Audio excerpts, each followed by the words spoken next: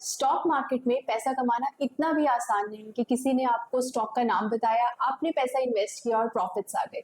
लेकिन मार्केट में अक्सर लोग यही करते हैं, सुने सुनाए स्टॉक्स में अपना पैसा इन्वेस्ट करते हैं और प्रॉफिट्स कमाना तो दूर बल्कि अपना कैपिटल भी लूज कर देते हैं। But at the same time market में पैसा बनाना इतना मुश्किल भी नहीं है, बस आपकी रिसर्च स्ट्रांग होनी चाहिए। बट यहाँ पे क्वेश्चन ये आता है कि मार्केट में तो हजारों स्टॉक्स लिस्टेड है, लेकिन प्रॉफिट तो कुछ ही स्टॉक्स देते हैं। तो प्रॉफिट देने वाले स्टॉक्स को आखिर चूज कैसे करें? तो चलिए आज के लेसन में यही एक्सप्लोर करते हैं कि रिसर्च कैसे करनी है, क्या क्या रूल्स फॉलो करने चाहिए सो दैट हम ऐसे स्टॉक्स को चूज कर सके जो ना सिर्फ हमारे लिए सेफ हो बट हमें अच्छा खासा प्रॉफिट भी दे सके। दैट मीन्स जहाँ पे रिस्क कम हो और प्रॉफिट के चांसेस ज्यादा। The rule number 1 for selecting multi bagger stocks is invest only in what you can understand. Simple फंडा है, जिस कंपनी में इन्वेस्ट करना चाहते हो पहले उसके बिजनेस को अच्छे से समझो। उसका प्रोडक्ट क्या है, प्रोडक्ट की फ्यूचर डिमांड क्या हो सकती है, उसका कंपनी का रेवेन्यू मॉडल क्या है, बोले तो कंपनी पैसा कैसे बनाती है। या फिर सिर्फ उसी कंपनी में इन्वेस्ट करो जिसका बिजनेस आपको अच्छे से समझ में आता। अगर आपको एक कंपनी का बिजनेस मॉडल, उसका प्रोडक्ट की डिमांड, ये सब चीजें समझ ही नहीं आई तो ऐसी कंपनी में इन्वेस्ट करना गैम्बलिंग से कम नहीं।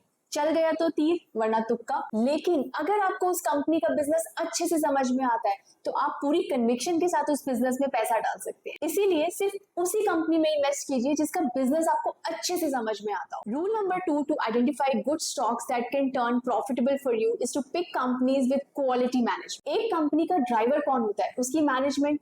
अगर गाड़ी का ड्राइवर ही वीक है तो वो गाड़ी को कहाँ लेके जाएगा?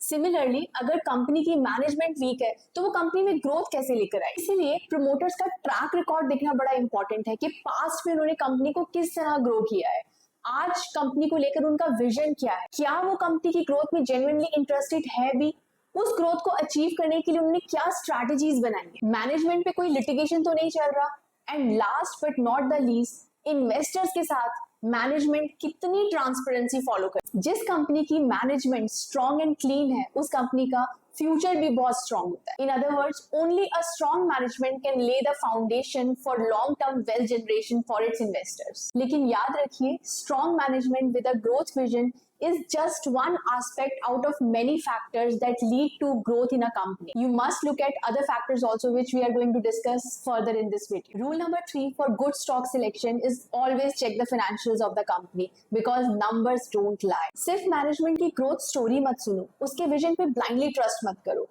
कंपनी के फाइनेंशियल्स देखो।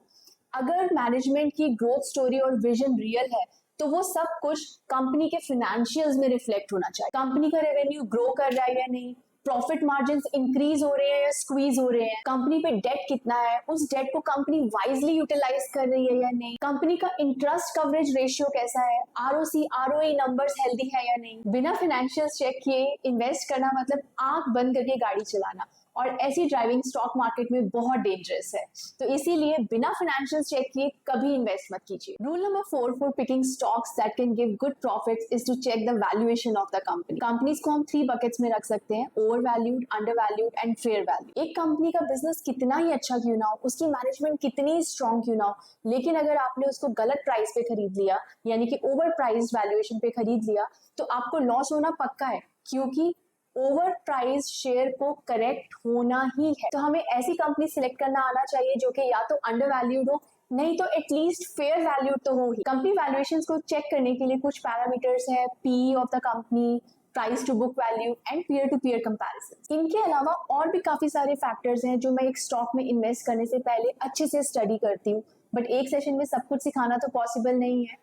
बट आई होप इस सेशन से आपको मोटा मोटा ये समझ में आ गया होगा कि स्टॉक मार्केट एक मैराथन है, कोई स्प्रिंट नहीं है। यहाँ पैसा सिर्फ उन्हीं लोगों का बनता है जो पेशेंस, डिसिप्लिन और रिसर्च के साथ में काम करते हैं, ना कि उनका जो टीवी सोशल मीडिया पे ओवर हाइप शेयर्स के पीछे पीछे भागते रहते हैं। अगर स्टॉक मार्केट में रियल वेल्थ बनानी है तो स्टॉक मार्केट को एक बिजनेस की तरह ट्रीट कीजिए, कसिनो की तरह नहीं।